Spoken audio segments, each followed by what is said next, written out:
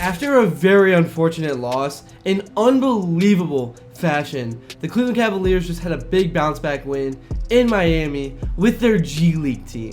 Donovan Mitchell, Darius Garland, who somehow re-aggravated his toe once again, Evan Mobley, obviously Max Strus, and Jaylon Tyson with a concussion were all out. That is 5 key rotational players, and the Cavs still showed up and played with a ton of energy.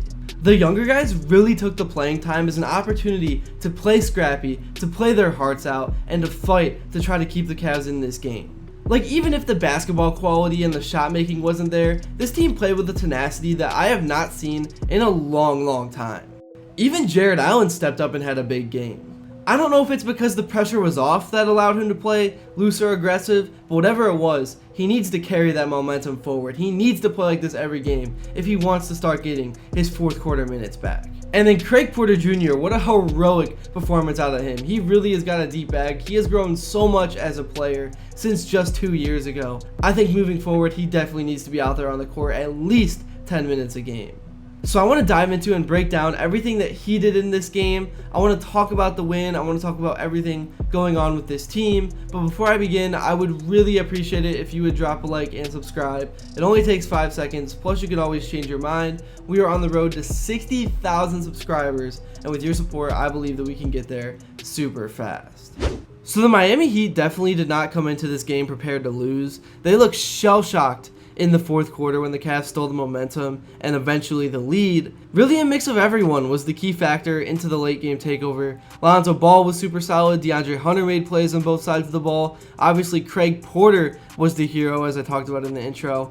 Tomlin made some super high effort plays even if he didn't shoot the ball well from outside. Thomas Bryant was also one of the biggest spark plugs off the bench. I really want him to get some playing time moving forward. I think playing the top 7 guys less throughout the first 2/3 of the season is exactly the formula that Kenny Atkinson should roll with. We don't need Garland to keep getting injured. Honestly, he should take another 3 weeks off until his toe is actually 100%. You only need 48 wins to make a top 6 seed. To me, that was LeBron's biggest legacy, is kind of making everyone realize that you don't need to win 60 games to be a successful team. I mean, all you need is a chip in a chair, and then in the playoffs, you can just do what you do. There were so many times when the Cavs were like a 4 or 5 seed, and they just walked right into Toronto and swept them. So I think that was one of the biggest changes we have seen in the NBA over the last 5 years. I'm not saying it's a good thing because you want to see your players play, and I mean, everyone else in America has to show up to work every single day. These guys are making millions and they just rest. It's kind of ridiculous, and I think it's bad for the NBA in that regard.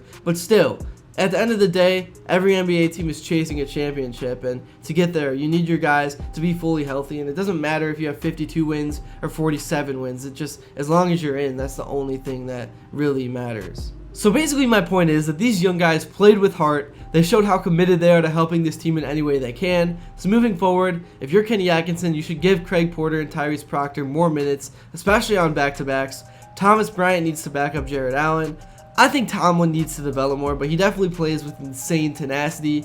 So I think the main thing we learned from this game is that 1 through 13 or even 14, this team has playable guys who are not only willing to step up, but are eager to prove themselves. Anyways, now moving on to the actual game itself. As promised, let's break down some Craig Porter highlights. Here we start on the defensive end where Craig forces the turnover, something that is very hard to do in transition. The ball goes to Travers, who then gives it up to Nance, who gives it to DeAndre for the easy layup. There were multiple times in this game where Craig created easy scoring opportunities from his defense. Then while Lonzo has the ball, he sits in the corner. He's not really known as a spot-up shooter, which makes this entire thing even more impressive. And this was a very important moment in the game because the game was slipping away, at least the score was. The Cavs were down 12, but this cut it to 9, and from there we made a push all the way to within 3 before halftime. Now here once again, Porter plucks the ball free on the defensive end, stealing it from Jovic, and then just a minute later, he gets a steal off an inbound pass and lays it in. After this play, you could tell this group was really starting to believe. The score was within 4, and Craig continued to play with this type of energy the rest of the way. To take a look at some of the stats, Craig Porter played the most minutes of anyone in this game with 32. He had 19 points, 4 rebounds, 9 assists. Would have been cool if he got the double-double. And then defensively, he put up center numbers. It was ridiculous. 3 steals and 4 blocks. He had a plus 21 plus minus. He was the hero Cleveland needed in this game. The other one quietly was Jarrett Allen. I don't know why, but even tonight early on, I was a little frustrated with his defense and his effort. He took a 3 as well in the corner. That pissed me off. But then you look up at the end of the game and he has 30 and 10. He has a double-double on 60% shooting. We need this Jarrett Allen moving forward. Lonzo Ball played 20 minutes and had 15 and 8. His passing is so impressive. He is by far the best passer on this team. We did not have a player like him on the team last year. Obviously there was Garland, but Lonzo is actually just a pure passer, and when he is making his wide open threes, he is fun to watch. I am really hoping he stays healthy because this team already seems to be plagued. DeAndre Hunter was exactly the DeAndre Hunter we all wanted to see, with 21 points, 6 rebounds, 2 assists, 2 steals, and a block. He shot over 61% from the field, and then outside of Porter, Tomlin and Proctor might have been the 2 most impactful players in this game because they both played around 20 minutes and had plus 20 plus minuses.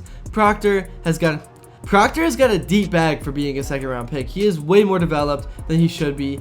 Tomlin definitely looks raw. When a 3 leaves his hand, it looks ugly. But tonight he played with his hair on fire. We saw the G League system in full effect. We got some dogs in this organization. This really was a huge win because the Heat were super confident coming into this game after how they won on Tuesday with that Andrew Wiggins dunk buzzer beater. That just pissed me off. The Heat really do play to their competition though. When we were down by 12 before half, this team had no business winning this game, but they really put their head down and slowly grinded back. And then once they were in striking distance, guys were diving all over the floor, forcing turnovers, making big shots. It was beautiful. And one of my big takeaways was the difference in style between the first and second half. Last game at one point, it was 22-2 in free throw disparity for the Miami Heat, something that got Kenny Atkinson tossed. But at the end of the day, when all you do is chuck up 63s, you're not going to draw many fouls. In the second half of this game, we finally saw guys cutting to the rim, getting easier looks, running real plays to get guys open. It was pure hoops, not a bunch of shot chucking. Obviously, when you're hot and it works, then it works. But the Cavs need to play more real basketball with cutting and setting screens and throwing lobs to the center. Because in the playoffs, you don't want to be so dependent on the 3 ball to save you when everyone is being guarded face up. Now as of today, the Cavs will come back home to play the Toronto Raptors. Mobley and Mitchell should be back in the lineup. I'm assuming Lonzo Ball will sit this one out because it's a back-to-back, and Kenny Atkinson is being very careful with him. The Raptors have gotten off to a solid 6-5 start, so this is going to be an interesting game. I have a feeling we're going to need 35 out of Spida. I know how it is coming from Miami to Cleveland in the winter. I know it's tough to stay motivated in November of the regular season, but this would be a huge win to go to 9-4. You want to start to build a lead so that later in the year you could really rest guys to go into the playoffs at 100%. Obviously, if we lose this game, I won't overreact, but still, this is a big one. So yeah, that's all I got for this one. Thank you all so much if you made it to this point in the video. Let me know what you thought about this game in the comments below. Do you want to see Craig Porter getting more minutes? Do you want to see Tyrese Proctor out there more? Please let me know. All your comments are greatly appreciated. It'll help this video get pushed out to more people. Also hit that like button and subscribe if you haven't yet, and let me know what you would like to see next. Until then, I will see you all later.